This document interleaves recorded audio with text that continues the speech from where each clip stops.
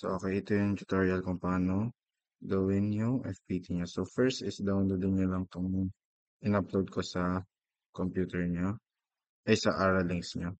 Then, download folder, make sure yung download folder.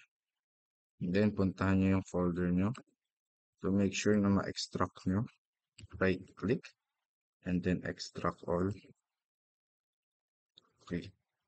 So, once na-extracted na, so punta na kayo ng Visual Studio Code. Then, file, open folder. Wait lang. Open folder.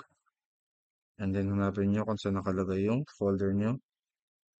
Sa download lang akin. Okay, select folder. So, after nyan, yes nyo lang yan.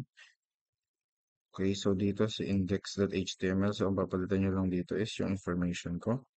Ito, so name nyo, palitan nyo ito. And then yung lorem, make sure na may paragraph.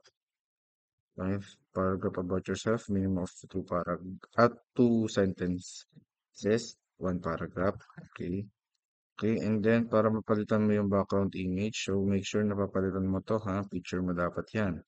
And then para mapalitan yan, punta ka dito sa my CSS file.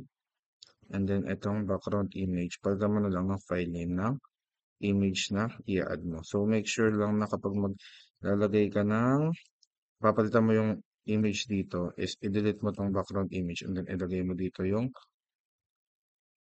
file ng image mo. So yun lang. Send mo na sa Aralinks. Tapos pakisend mo lang dito sa part na ito, yung nasa baba. Okay, yun lang.